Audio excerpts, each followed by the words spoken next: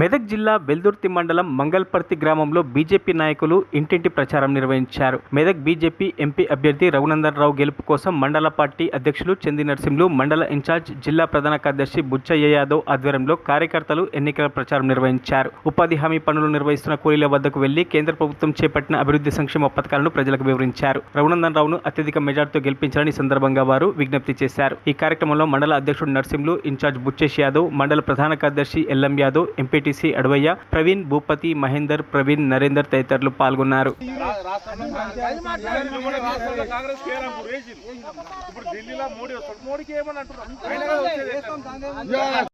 ఈరోజు Bharatiya Janata party Raghunandan Rao Medak parliament అభ్యర్థి గెలుపు కోసం అన్ని గ్రామాలలో బూతుగా తిరుగుతూ ప్రచారం చేయడం జరిగింది. ఇదే విధంగా ప్రతి గ్రామం మేము కూడా ఇక్కడికి కూడా శివం వెల్దుర్తి మండలకు రఘునందన్ రావు గారు కూడా వస్తారు.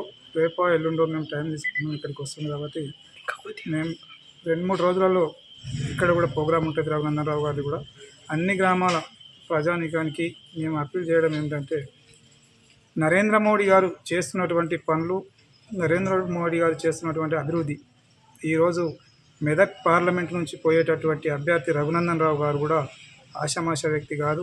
ఆయన కూడా ఢిల్లీలో తెలంగాణ వాయిస్ని వినిపించే వ్యక్తి. ఆయన ఒక అడ్వకేట్, హైకోర్టు అడ్వకేట్. ఆయన వృత్తి ధర్మం కూడా ఆయన మనకు అన్నా అని పిలిస్తే పలికేటటువంటి వ్యక్తి. మనకి 24 గంటలు అందుబాటులో ఉంటాడు. కాబట్టి ఒక్కసారి రఘునందన్ రావు గారికి ఓటేసి ఆశీర్వదించాల్సిందిగా మెదక్ ప్రజానీకాన్ని అందరినీ కోరుతూ ఉన్నాం. ఇలా కాంగ్రెస్ పార్టీ వాళ్ళు చెప్తా ఉన్నారు, ముద్రా సంఘం ముద్దు బిడ్డ నీలమ్మది కోటేయమని చెప్తా ఉన్నాం. మొన్న జరిగిన ఎమ్మెల్యే ఎలక్షన్లలో నీలమ్మది గారికి పటంచెరు నుంచి టికెట్ ఇచ్చి గుంజుకున్నటువంటి చరిత్ర కాంగ్రెస్ పార్టీ.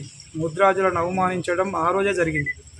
ఈరోజు నేను ముద్రాజు బిడ్డను, నన్ను ఆశీర్వదించండి అని చెప్పి మరిన్ని అప్డేట్స్ కోసం మా ఛానల్ని సబ్స్క్రైబ్ చేయండి.